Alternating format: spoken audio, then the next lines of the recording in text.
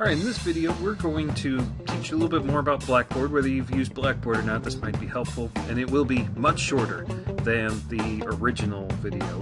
That one was quite detailed for a reason. So, let's get started. These are the different content types that you're going to see in Blackboard, and you'll learn how to use and navigate through each one. There are items, there are videos, there are discussions, there are assignments. There's a kind of a distinction between a regular assignment and then the feedback to colleague assignment. That one's a little bit different. I'll get into that in a little bit. And then also the rubrics. So let's jump in and let's get started with looking at those different types. Alright, so what we're going to do is we're going to look at the different types in Blackboard so that you see a good example of what each one is and how it works. The first one is an item. So let's go into one of the folders. We'll just go into the week 1 folder. And what you're going to see is an item looks kind of like this. And basically what it is just some information. And in this item, even if you click on it, you can't click on it because it's not something that's active. All it gives you is some different information. So that's all an item is. Very simple, nothing to do with it, just information for you. Now there is a downloadable item, which like the syllabus would be. So if you come here, you're going to see that this is a file, which is a little bit different than an item, but kind of the same, along the same lines. If I click on it, it's going to tell me that my download's going to start shortly. It's going to allow you to click here if it doesn't, but you're going to see with Google Chrome, which is what I'm using as my browser here, you'll see that my syllabus appears down here at the bottom. All I've got to do is click on it to open it, or I can click the little tab there and do it that way. So that's the downloadable file that's also related to the item type.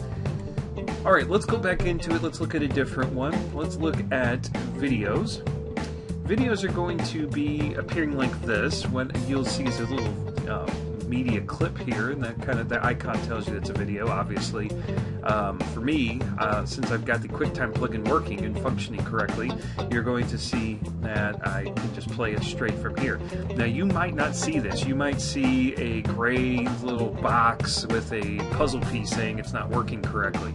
If that's the case, that just means that your QuickTime functionality is not built into your browser. And you have a couple of options there. You can try to get it to work, or you can click on it, and a lot of times what will happen is it will ask you if you want to download it if it's not updated, or let it execute if you've got a firewall that's not allowing it to function without your permission. So you've got a couple options there. There may be other options too if you click on it and nothing happens and you don't know what to do from there. So let's talk about other options that you may have with videos.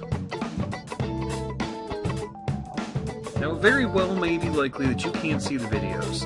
There are two different solutions you can take. It's probably because you don't have the QuickTime functionality built in to your browser. And one thing you can do is you can try using Google Chrome or Firefox if you currently use Internet Explorer. If you are using Chrome or Firefox and you still aren't seeing it, you might have missed a little toolbar that says, hey, do you want to use the QuickTime plugin? And you'll want to choose yes or allow or whatever the choices are depending on your browser. So you might want to try a different browser or update that, and that should get it to work. If all else fails and you still can't still can't see those videos, then you can view them through YouTube. You can go to www.youtube.com and then search, in the search bar put Dr. Stan Ponder, just like it appears there, without the quotation marks. No spaces, no period after doctor, but just put Dr. Stan Ponder and you will see all my videos come up there. So you can watch them on my YouTube channel as well. So just a quick workaround if you can't get it to work right through Blackboard. Alright, the next type is the discussion. Now what you're going to see, what I have done is I have put the discussions on the assignments list. I have put them simply as items, which means there's nothing to click on. There are a couple of discussions later on in the course that do have a file attached with them. So let's take a look at one of those. if I go here, this is also still an item. I can't open it, but there is an attached file here. If I click on that, it will download, and I will open it and be able to read it. So there are a couple of discussions later in the course. Yes, they're items as well, but there is a file, which what I've done is I've taken an article and put it in a Word doc, because I don't always trust news sources to keep their stories active. So just in case the link dies, I do put it in a Word document so that I make sure that you're able to read it. So that is for some discussions. However, now once we get to the actual discussion, I went over this in the introduction, but make sure that you know that the discussions actually appear by clicking on the discussion board and going into the actual discussion, clicking on it, creating a thread, and things like that. I don't want to go into detail again on that because I already did. So if you have questions, look at the original video. It's later on in the video, in case you're about the last 5 minutes or so, if you're looking for how to work the discussions. So that's that file type. So let me now talk about the assignment file type. And the first one, in week 2, this is your first assignment. Now you'll notice that the icon is a little different. It's got a pencil and a ruler and a piece of paper there. So that icon is a little different. It looks just like an item though, because it just has a bunch of information. However, you're able to click on the title. When you click on the title, that's where it gets different. So what you've got here is you've got your assignment information, but then below you see a couple of entry boxes. The first one is your assignment materials. This is where you're actually going to cut and paste everything from your Word doc. Again, I recommend that you type all your assignments into a Word doc first, for 2 reasons. One, your curriculum unit is going to be one big document. You're going to add to it every week, so it makes more sense to go ahead and start the Word document now and just add to it every week. The second reason is because eventually, if you take a while to type out your assignment, you're doing research at the same time or whatever, you will eventually time out of Blackboard. And if that happens, you lost your work. So if you don't want that to happen, go ahead and type it in a Word doc. In that Word doc, go ahead and hit Control-A, which will choose everything, Control-C, which will copy everything. Then you come back into Blackboard, click in this box, hit Control-V, it will paste all your information.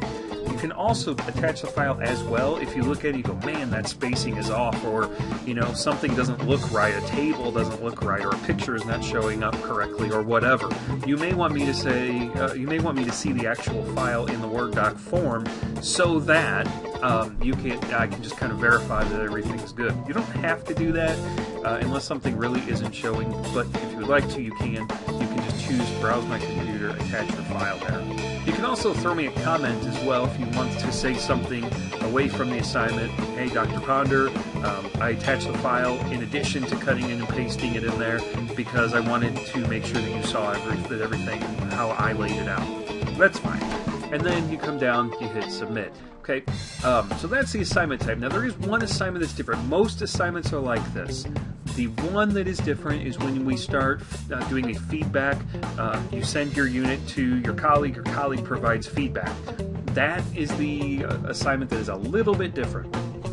Because the gradebook works the way it does, I'm going to go into the week 4 folder. That's the first one. You're going to see that it has to be in there as an assignment. If it's not in there as an assignment, I can't put points in the gradebook for it. So what I had to do is I created the assignment. So if you look at the directions and you read all the directions, what the basic assignment is it's you sending an email back to your colleague with comments on their unit. You've taken a look at it, you've got some feedback, you're saying some positive things, you're saying, hey, you might want to look at fixing this or changing this. So you've got some feedback to give, okay? Well, it is a waste of your time to, after you email and you CC me on the email or include me as well on the email, it's a waste of your time to have to come back and paste everything into here again. You don't need to do that. Basically, ignore all this in this case. You might say, well, wait a minute, how are you going to grade me? Well, I'm going to take that email, I'm going to read it, and then I'm just going to come in and manually enter your grade. So for the feedback to colleague information, or the feedback to colleague assignments, you do not need to enter anything here and here. You don't need to hit submit. You really never even need to open this assignment. Basically, all you have to do for the feedback to colleague assignment is to go into the week folder, whatever it is, read the information, make sure you do it, okay? So that is the one exception. Everything else that is an assignment, you do need to enter it in there. Do not email me assignments. I will not grade them. So that I need them in Blackboard so that I can see them, so that I can have record of them in Blackboard, because I'm also reviewed by different people throughout Lindenwood. They can come in and review my course as well, so I need all that information in Blackboard. The last thing we want to talk about are rubrics. The rubrics are available for you to view within the discussion board, within every assignment that you do. So not only are they included in the week 1 folder, they are also included throughout any assignment that you do. So for example, let's go back into our first assignment, and it's the proposal for your curriculum unit. If you click on it, you open that assignment, you scroll down, you're going to see that the points possible are 20, and you can see a tab that says View Rubric. You can actually view the rubric now and see exactly what I'm looking for. So you're able to look at how many points are assessed to each part. So those are the different types of items that you're going to see throughout Blackboard. I hope this tutorial was a little bit more informational for you. If you have any questions, put them in the question form on the discussion board. If that's the confusing part, you don't know how to use the discussion board, then email me. But hopefully this was helpful. Let's get started in class now.